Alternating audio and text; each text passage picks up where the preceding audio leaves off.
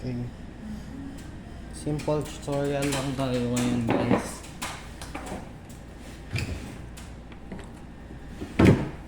Formatting na agad.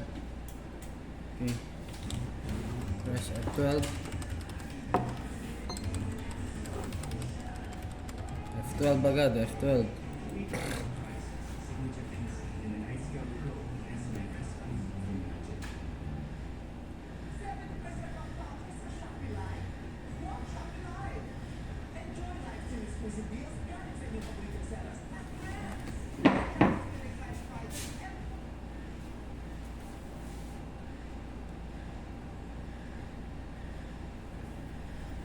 Okay.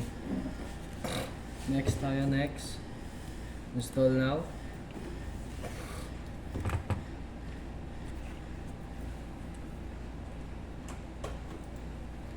Product key.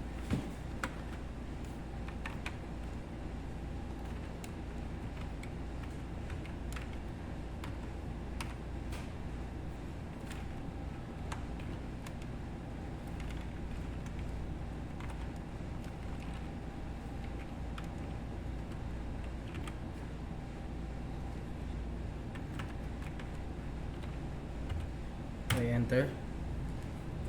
Nakikita nyo ba? Okay. GUI. Next. I accept. Next. Custom. Dito sa partition, delete lang natin. Hanggat may delete. Delete. Delete. Delete. Delete. Ngayon, magawa tayo ng 50%. So, 50% is 60,000. Apply. Okay. So, papansin nyo, meron pa natitira dito unallocated space na 60,000. Inyo nyo lang yan. Tapos, gagawin nyo ulit 60,000. Apply. Okay, naka-primary na siya. Tapos yung unallocated 2.1 gig na lang. Hayaan nyo na siya. Ngayon, click partition for, then next. Okay. Ngayon, pupunta naman tayo sa client para mag-ayos ng ating Wi-Fi. So ngayon, nandito tayo kay client. Don't forget na i-reset si Wi-Fi. Next, gagawin natin is check natin yung IP kung naka-obtain. Right click kay dito sa babang icon. Then properties, punta tayo kay Ethernet. Ethernet, network and sharing. Tapos lalabas sa Ethernet.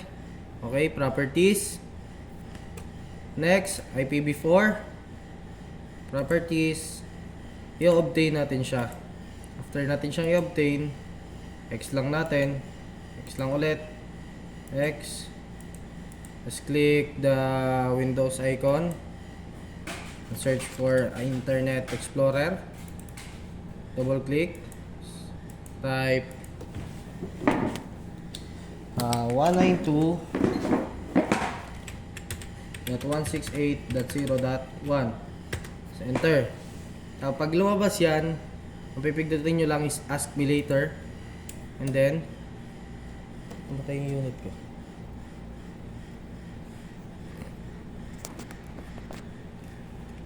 Balikan nyo lang to. Lalabas na to si admin agad. Okay? Admin. Ay, nakakaps lang. Admin. Login. Wireless. Change name tayo. Save. Security. Password 06032003 of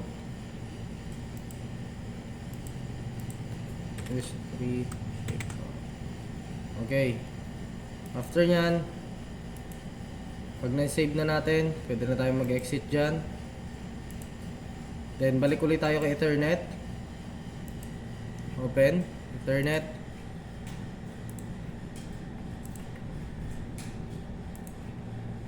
properties, IPv4. Ngayon, ito na yung sinasabi ko na isa-set up nyo yung ating IP na may client bago natin balikan sa server. 192.168.1.3. I-align na natin siya dun sa gusto nating maging IP address. Ang gagamitin kong IP address ni client is 1.3. Ang ating namang gateway is 1.1.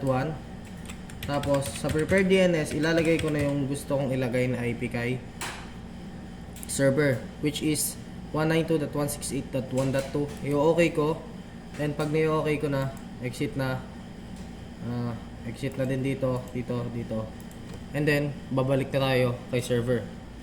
Ngayon, naka-server na ulit tayo. So set up lang natin siya. Kuha tayong password.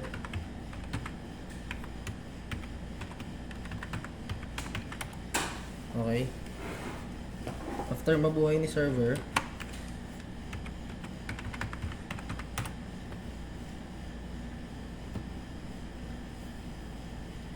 ang unang-una nyong gagawin ay wait lang, i-close lang natin to kasi sa server manager first talaga siya nagano. Punta na agad tayo dito. Next natin sa server manager, punta tayo kay Ethernet. Okay, right click, open network and sharing, Ethernet, properties, IPv4, properties. Okay, ready na natin yung ating IP address.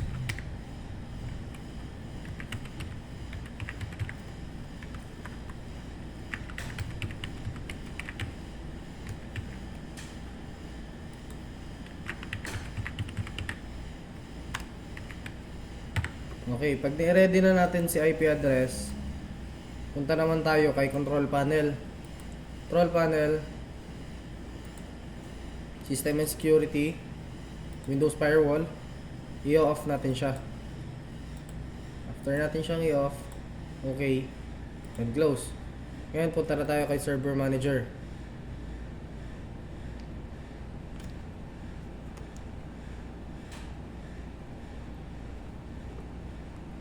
Okay, naka-Server Manager na tayo. Dashboard. Then, add roles na tayo.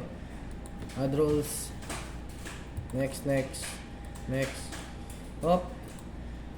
Active Directory, Domain and Services. Add features. Okay. DHCP, huwag kakalimutan. DNS. Then, print.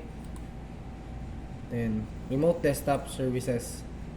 Okay, yun lang naman. Next lang. Okay. Ito, lagi may check to. Next. Dito, ang checkan nyo na lang ay itong, huwag nyo na checkan yung Remote Desktop Gateway. Ito na lang, Remote Desktop Licensing, Remote Desktop Session Host, Remote Desktop Virtualization Host. Okay. Then click next. Next ulit. Pwede nyo checkan si Ethernet, pwede rin hindi, pero checkan na natin. Next ulit. Next. Okay, huwag nyo kalimutan na ito ay inyong checkan. Sabay yes. Yun ay restart the destination server automatically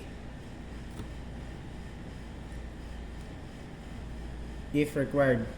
Just click and install and then wait for it.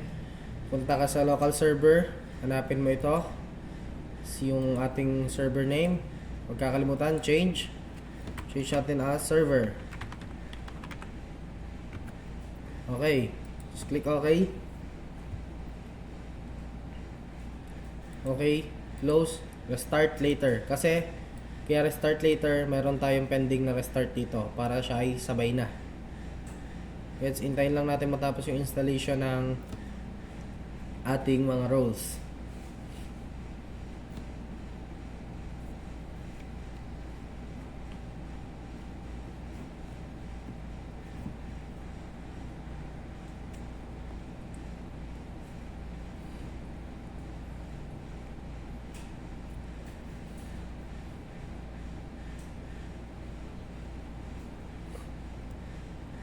Okay, nagtataka kayo ba't di ako nagpi-peer-to-peer?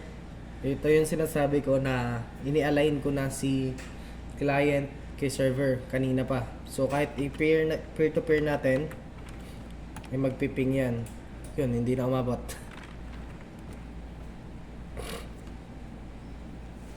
Tayin lang natin ulit siyang mabuhay. Then, doon na ulit tayo.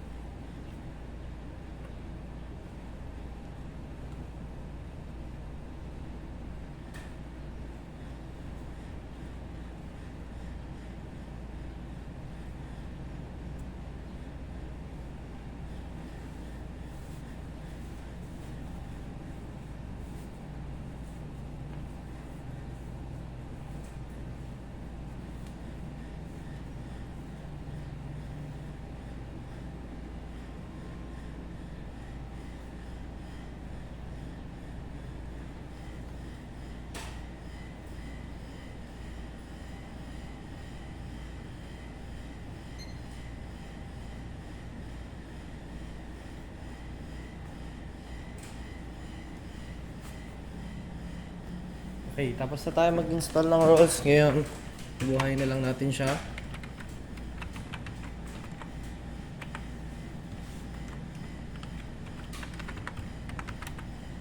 Ay. Okay. After nyan, close nyo lang to. Then, hintayin natin magbukas si Server Manager for confirmation na natapos na natin i-install si roles. Okay, lalabas yan. Hintayin lang natin na ma-fill ng blue. Yun, bago natin siya i-close. Ibig sabihin yan, installation succeeded. Okay. Isa tayo. Ngayon, meron na tayo mga roles. EDDS, DSCP, DNS, file storage, tapos printer and remote desktop. Ngayon, punta natin tong flag na to. Ito. Then, complete muna natin yung DHCP. Commit na agad. Close. Tapos punta ka dito sa promote server, server to a domain controller. Gagawa na tayo ngayon ng domain. Add forest. Gawin natin ay carlo.com.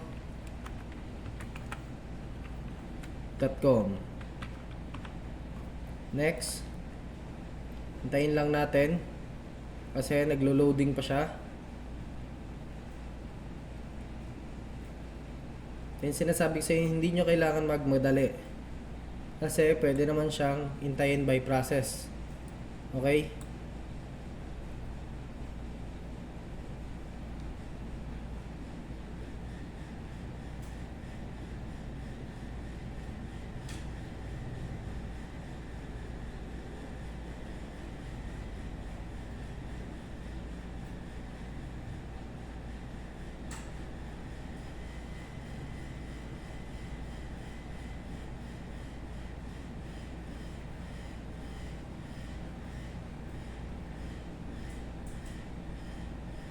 After nun, gagawa na tayo ng password.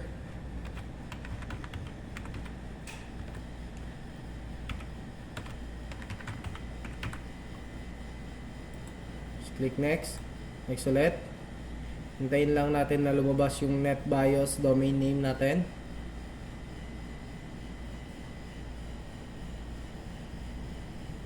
Okay, next ulit.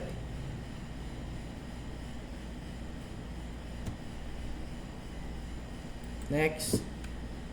Next.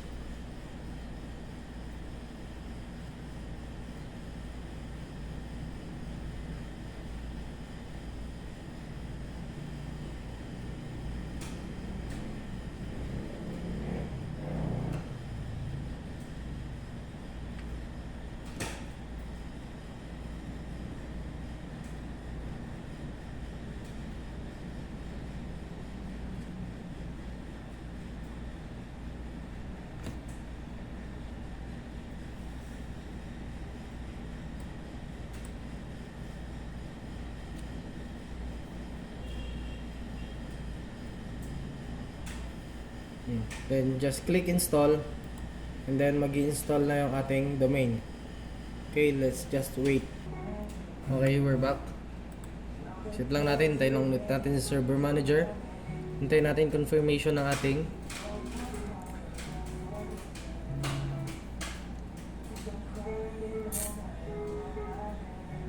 yun, domain.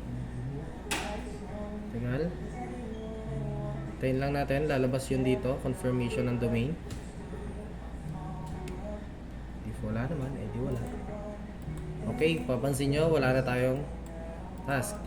Ngayon, punta na tayo dito. Folder redirection na tayo. Create folder.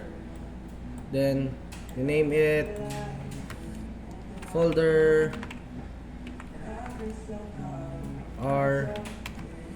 Gino. Enter. Right click. Properties. Okay. Properties natin. Sharing. Punta na natin is advanced sharing. Share this folder. Permissions. Full control. Allow na agad. Apply. Okay. Apply. Okay. Punta tayo sa share. Arrow down. Click everyone.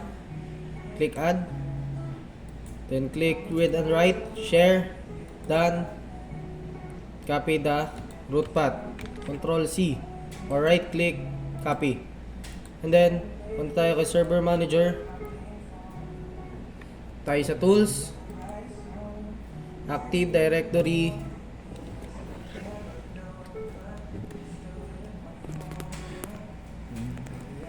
Users and computers. Okay. Turn natin doon. Punta tayo dito kay Carlo. Kay Forest natin. Then, right click. New. Organizational unit. Gagawa tayo organizational unit.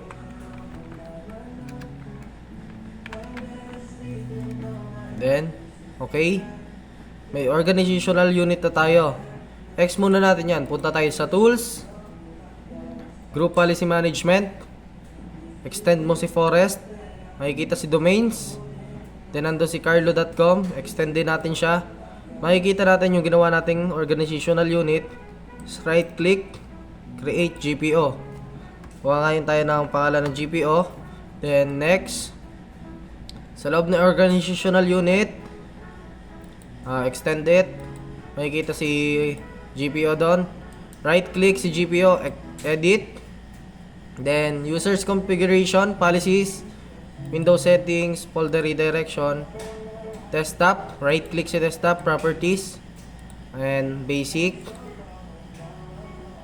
Copy si root path. Then punta sa settings, tanggalin yung grant. Also apply redirection policies root. Apply. Okay. Same way, gagawin natin yun dito. Ang kaibahan lang, di na kailangan pupunta ng settings. Apply lang, yes. Okay. Yung pictures, properties, basic. Copy si root path. Apply. Yes. Okay. Okay, music, properties. Basic. Control V. Apply. Yes. Okay. Okay, videos, properties. Basic. Copy. Apply. Yes. Okay. After nun, text na natin yan.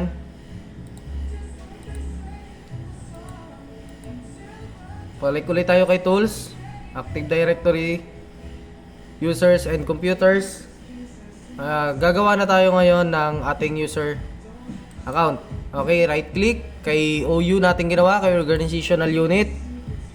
New user. Okay, gagawa tayo ng user.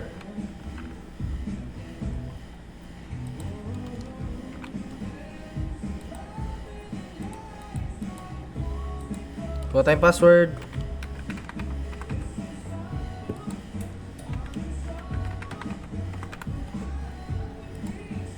Ay!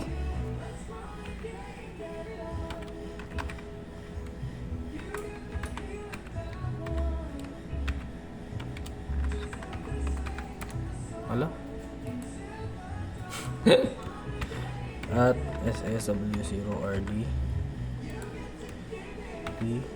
at ssw0rd. Okay, finish. Isa pa, gawa pa ulit tayo ng isa. Yes sir. Carlo. See. Okay, next. Password. ssw0rd.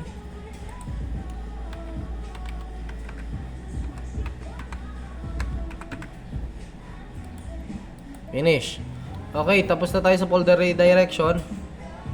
The same way, tapos na rin tayo magawa ng users. Next one is configure natin si remote. Punta kay folder. Tayo kay folder. Punta sa folder. Right click kay this PC. Properties. Okay. Then remote settings. Okay, allow. Tanggalin don check. Select users. Add. C. Check names. Okay. Okay, add ulit. Check names. Okay. Add ulit. Admin. Okay. Just click OK. Apply. Okay. Tapos na. Yung remote natin, okay na. Punta ulit tayo kay server manager. And then, punta tayo sa tools. Kay print management. Print servers. Server local, extend. Makikita si printer. Right click, add printer. Add new printer. Next. Next. Tapos pili lang tayo, Canon tayo. Then, next. Then, rename lang na konti. Okay, next. Next, finish. Right click. Click list in directory. Then, right click ulit. Deploy with group policy. Then, browse. Default. Okay. Click this box. Add. Apply. Okay. Okay. Tapos na tayo kay server. Pero before tayo pumunta kay client, make sure na i-check natin yung ating DNS. Okay, right click, open network and sharing, Ethernet, properties, tapos IPv4, properties. Ayun, makikita nyo, nagbago siya. Okay, magagawin natin 192.168.1.2, which is aligned sa ating IP address. Okay, close, close, close. Ngayon, pupunta na tayo sa ating server. Ngayon, nandito na tayo sa ating server. Okay, just check our network, then we can proceed na makapagpasok ng domain. Properties, IPv4. Yun, nakikita nyo, naka-obtain pa siya. Ngayon, i-align na natin siya. .3 tab 192.168.1.1 192.168.1.2. Okay. Okay. Then X lang natin. Then punta tayo dito kay folder. This PC, properties. Okay. And then punta tayo kay rename this PC. Charot. Ito sa baba na rename this PC. Then change. Pasok na natin yung ating domain. Si Carlo. Hi.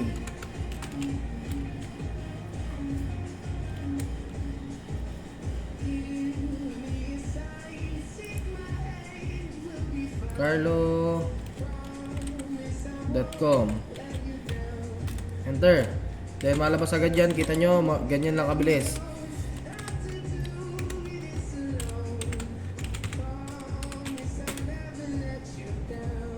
And then ayun, pasok na tayo sa ating domain. Ganun lang kadali magpasok ng domain. Okay, close. Start now.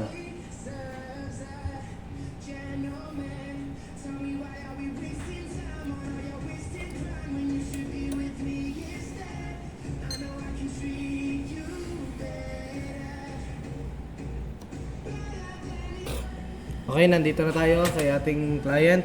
Game. Other user na uli. Diretso na tayo. Pag nakapagpasok tayo ng domain, diretso na sa ating user. Mapansin nyo, okay na yan. Then, babalik kayo kay server. Kung mapapansin nyo, nag-i-install na ako nito habang ginagawa ko yung kay client. Then, check natin yun doon. Naglalagin pa lang, di pa ako nag-GGP update, nandun na agad yung G. Mapapansin nyo, nandyan na agad. Hindi pa lalabas si desktop kasi wala pa siya sa desktop niya. Naglo-loading pa siya. Okay, X lang muna natin yan. Then, balik muna tayo dito. Proceed tayo. Hintayin lang natin mabuhay si client. Ngayon, buhay na si client. Then, nasa user na rin tayo. Papansin nyo, Gino. Okay na. Ngayon, refresh lang. Refresh lang muna. Then, pupunta na agad tayo sa this PC. Right click. Properties. Puntahan natin yung advanced system. Rename this PC. Then, type administrator dito. Confirmation.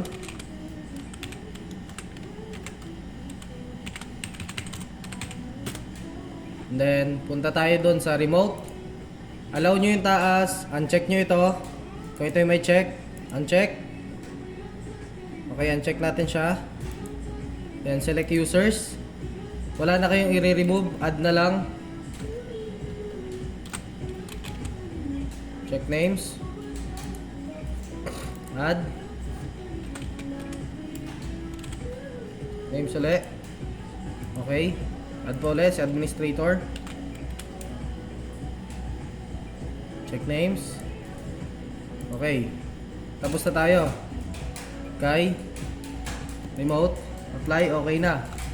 Then, check lang natin kung gumana na si printer. Then, add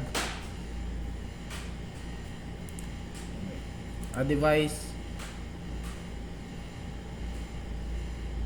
Okay na, ready na siya. Ngayon, kung gusto nyo mag-check ng remote, pwede nyo i-check si remote desktop.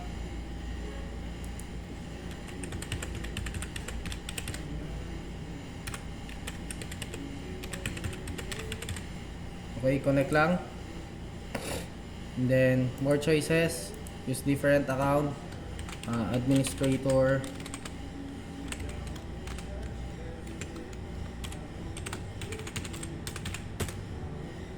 Curing.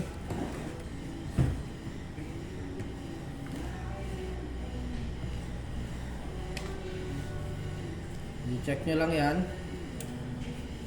Then, hintay lang.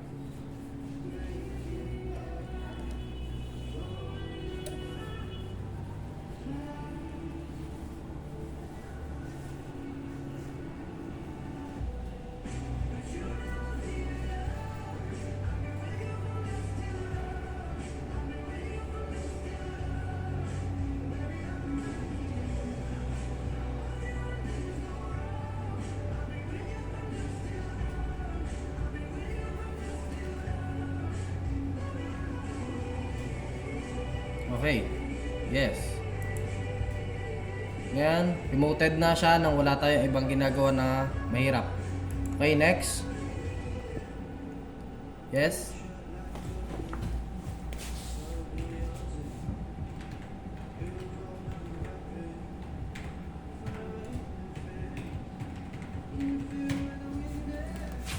Punta na tayo kay laptop.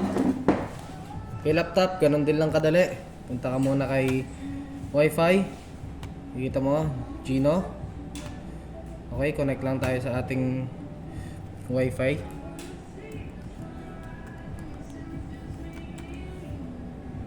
Check.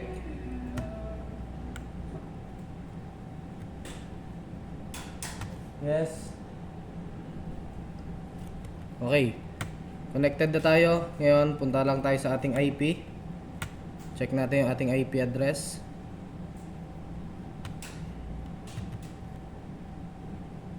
Then, properties. Yan, hanapin natin si IPv4. Properties. Okay, set up lang natin.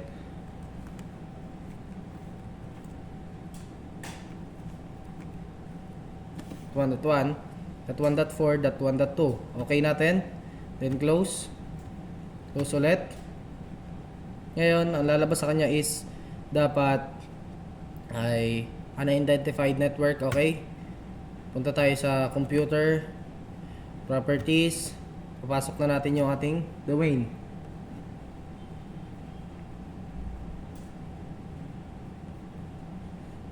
Change.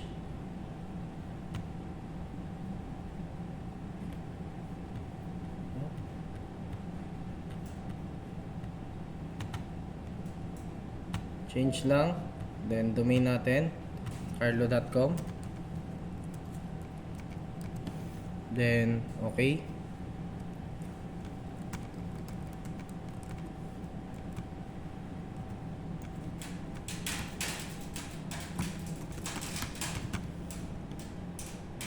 Just click okay. Then yun, ganun lang kadali magpasok ng domain. Mapapansin nyo, wala pa tayong troubleshooting na ginagawa. Hintayin lang natin siya mag-restart.